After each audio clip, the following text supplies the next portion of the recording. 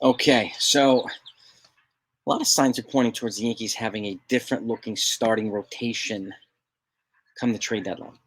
And obviously, I mean, that would probably be a welcome change to a lot of folks. Now, Garrett Cole, I mean, he's the only bright spot on the team right now, starting rotation.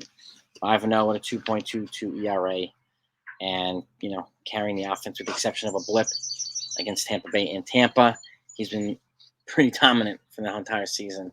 What we thought we were going to see with Nestor Cortes, or as a competent lefty righty battery mate there, he hasn't delivered either, and which is kind of disappointing. So right now, Domingo Germán's been the second most reliable starter in the rotation, and everything else has been pretty much patchwork. You have Johnny Brito, who won the starting job out of the spring, but with the exception of pretty like one good start, he hasn't really done much since then. And he's got almost a 6 ERA, or right around a 6 ERA, as does Clark Schmidt as well. Neither one of them have been, were expected or projected to be in the starting rotation, but they were because Luis Severino's not here and Carlos Rodon's not here. So it's a frustrating situation. Okay. And what's crazy is today, I mean, they start a series against Toronto Blue Jays. And we got to face friggin' Alek Manoah today. And it's been if you look at the opposing pitcher right now, it's Johnny Brito, but it keeps going back from to be announced to Johnny Brito to be announced to Johnny Brito. I'm hearing some spec that they may go with a starter, a reliever that's going to start essentially.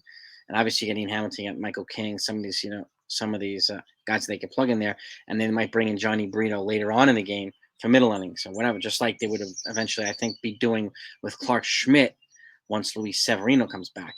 So Luis Severino scheduled to pitch tomorrow, and if it goes well, he should be back in the rotation this weekend when they play the Cincinnati Reds, according to some of the reports that we're hearing too. So, but that still remains to be seen. He's got to get to this tomorrow's start in Somerset, and then they have to call him up. So expect more, roster moves this week, particularly on the pitching side. And again, going back to that, I know a lot of folks still like to revisit their Frankie Montas trade, which was a dud. Let's just, for some perspective, Ken Waldichuk was a 5th-round pick for the Yankees. He's 1-2 with a 7.02 ERA right now with the A's. J.P. Sears is 11th-round pick for the Yankees, 0-3 with a 5.27 ERA. And then Hayden Wesneski, who they traded to the Cubs for Scott Efros, 6th-round pick, 2-2 with a 5.03 ERA. So let's not pretend ourselves that we gave up a haul of epic proportions for Frankie Montas and Lou Trevino. Yeah, the trade was a dud for us. It's also a dud for Oakland. It's like the trade with the Cubs is a dud for the Cubs as well as the Yankees right now. Scott Efros will have back next year from Tommy John, and he's got 4 more years of control. So, and he's a reliever, so I'm more confident in that than I am anywhere else. But this is the situation. Again, this goes to Yankees player development and drafting too, which I think is one reason why Cashman brought in Brian Sabian for his drafting expertise and Omar Minaya for his ability to identify talents from other places and gifted players who they can bring in here and develop. And again, this goes to, I mean, with the exception of a lot of the Yankees position prospects, the Yankees have not been drafting well with pitchers at all for quite some time. They won't even call it Matt Crook right now. So it was their top pitching prospect. And there's some other guys, but they won't even call him up. So it just goes to show their lack of faith in their position. They're playing in their pitching prospect. So if I'm them, again, I said this, I'd be drafting heavy like the Tampa Bay Rays do in the draft. Like 90% of my draft picks, I would make freaking pitchers, especially ones in the high rounds. Okay? So, but again, this is a problem that the Yankees need to address. And a lot of signs are pointing towards them having a different rotation by the trade deadline, meaning they're probably going to make some pitching moves at the trade deadline. Now, it's too early right now to decide or to know what the market's going to bear and who's going to be available, who's going to be, we just don't know yet. It's too early. It's May. We'll get a better idea in June, and we'll have obviously our best idea in July. And the trading deadline is August 1st. So this year, and so we have some time to see who's going to be available and whatnot, but all signs are pointing towards the Yankees making a few moves at the trade deadline for pitching. And don't be surprised, if they move guys like Gleyber Torres, I mentioned before. Don't be surprised if Luis Severino gets traded, okay, for draft picks and whatnot. So not draft picks, high prospects. And I'm going to do a video on that too and talk about what can they get in the Luis Severino trade. I'm also going to talk about what can they get in the Gleyber Torres trade, because those are the two most, if Severino's healthy and productive. Him and Gleyber Torres are the most valuable trade chips for the Yankees. So, and they will be wise to, at the very least, look into moving them for stuff that they need here. Okay. But again, we'll see, right? If you're not subscribed to this channel and you want to keep in touch with this stuff, on top of it, be sure to subscribe to the channel. I thank you for that. And but this is the type of stuff I like to kind of get more involved in now as we start to get into the season, as we start progressing towards the trade deadline. And we've identified a lot of needs for the Yankees, and they've got a lot. And they are getting slightly better as they're getting healthier, which we need. But we need a healthy Severino. We need a healthy Rodon back too. So, but the jury's still out on both of them. So there's still a lot. And again, they have Tommy Kahnle, who they need back in the bullpen. And it looks like they need, I mean, some of their bullpen's gassed.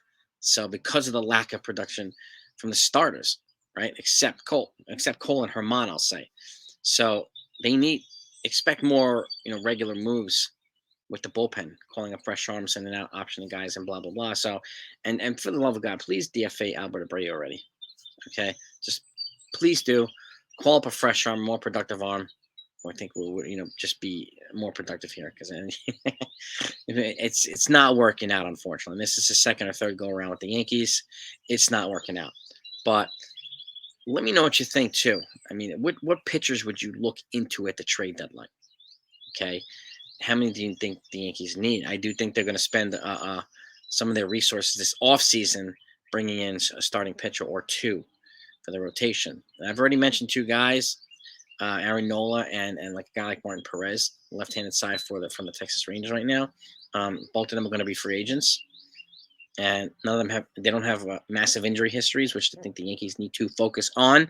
And need to draft guys that are not off Tommy John, like some of the guys they've drafted. Clark Schmidt, when they drafted him, Tommy John, right? Some of these other guys recently, Andrew Backman, Tommy John, like so many guys that they've drafted were Tommy John cases immediately. How about drafting some guys in the higher rounds that aren't injury-prone guys? Just a thought. I'm not part of the drafting or player development team, but that's what I would do. And I think it's what a lot of other fans would do too. But give me your thoughts on the starting rotation.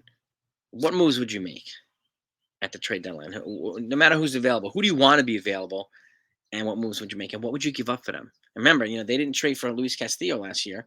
I mean, the year before at the trade deadline. But again, they wouldn't have Volpe right now. They wouldn't have Dominguez. Volpe's one of the more brighter spots on a pretty lethargic lineup. Dominguez is one of the guys that almost everybody wants called up, even though he's not ready. And Oswald Peraza, they would have had to give up all three of them. And another guy like Austin Wells, just for Luis Castillo. That's pretty much what the Mariners gave up to get him from Cincinnati. So, and again, they extended him long-term, which is the right move for them, which the Yankees would have been wise to do too. You're not going to give up that much prospect capital to not extend the guy.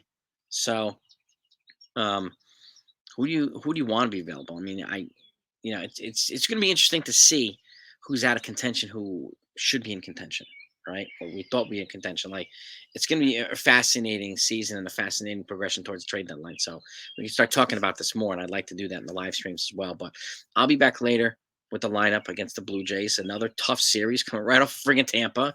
Now we got Toronto. So no feast.